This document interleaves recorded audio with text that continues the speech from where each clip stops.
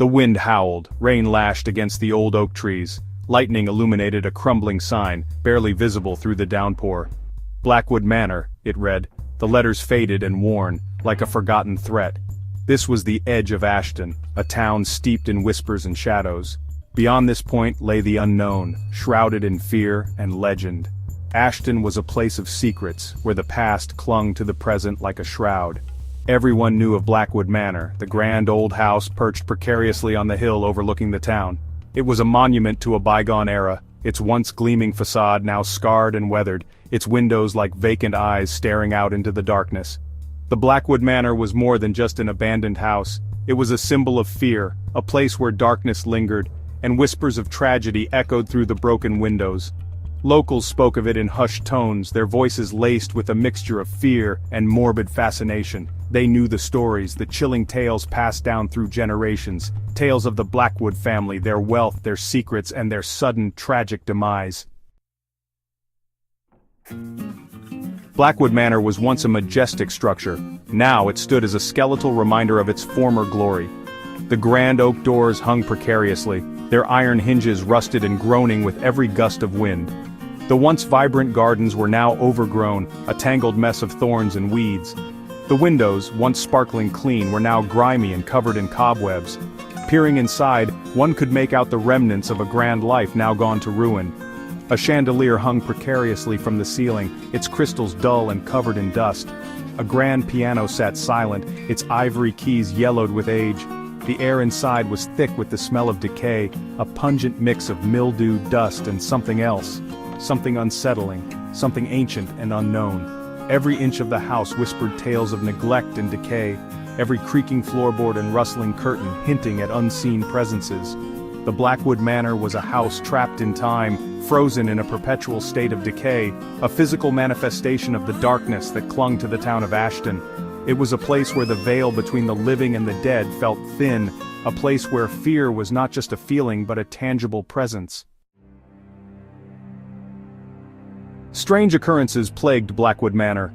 Locals whispered of disembodied voices carried on the wind, chilling whispers that sent shivers down their spines. Lights flickered inside the abandoned house, as though fueled by an unseen hand. Objects moved inexplicably, doors slammed shut with no explanation, the sound echoing through the empty halls like gunshots. Footsteps echoed from the upper floors, heavy and deliberate, yet no one lived within those decaying walls. Animals too seemed to sense the unsettling energy that permeated the manor. Birds avoided flying overhead, their cheerful songs replaced with an eerie silence. Stray dogs, normally bold and curious, would cower and whine at the edge of the property, refusing to go near the house. The air itself felt different around Blackwood Manor, heavy with an unseen weight. A palpable sense of dread hung over the property, a feeling that something wicked lurked within those decaying walls, watching, waiting for its moment to strike. Section 4. The Spectre of Blackwood Manor. A tale of woe and betrayal. The legend of Blackwood Manor was tragic. The Blackwoods built the manor, their laughter echoing through its halls. But their happiness was short-lived. Tragedy struck, claiming Mr. Blackwood's life. Rumors of foul play and a jealous rival, Edward, swirled. Edward vanished, leaving suspicion and unanswered questions. Mrs. Blackwood, consumed by grief, became a recluse. She wandered the halls, haunted by memories. One stormy night, Mrs. Blackwood disappeared. Some say she took her own life. Others whispered Edward returned for her. The truth remained shrouded in mystery. The Blackwoods' tragic tale left a stain of sorrow and suspicion. Section 5. A Night of Terror. The Legend Comes Alive. A group of teenagers stood at the edge of the property, their laughter echoing in the night. They were drawn to Blackwood Manor like moths to a flame, their youthful curiosity outweighing their fear. They dared each other to approach, to step inside the cursed house. One by one they succumbed to the challenge, their bravado a thin veil over their growing unease. They pushed open the creaking oak doors, their hearts pounding in their chests. The air inside was thick with the smell of decay, sending shivers down their spines. The floorboards groaned beneath their weight as they cautiously made their way through the darkened halls. Suddenly, a blood-curdling scream echoed through the house. The teenagers froze, their blood turning to ice. The laughter died in their throats, replaced by a primal fear that sent them running in different directions. Panicked, they stumbled through the dark, desperate to escape the nightmare that had become all too real. The house seemed to come alive around them, the walls closing in, the shadows dancing in a macabre waltz. Section 6. The Twist. Escape from Blackwood Manor? One by one the teenagers emerged from the house, gasping for air, their faces pale with terror. They had escaped the horrors of Blackwood Manor, or so they thought. As they stumbled towards the safety of their car, they realized that one of their friends was missing.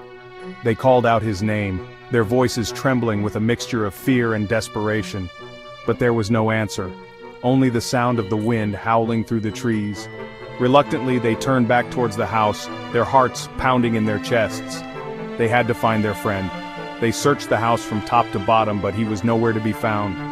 Just when they were about to give up hope, they stumbled upon a hidden room, its door concealed behind a tapestry. They pushed open the door and stepped inside, their eyes widening in horror at what they saw. Section 7. The Lingering Dread. A Chilling Conclusion.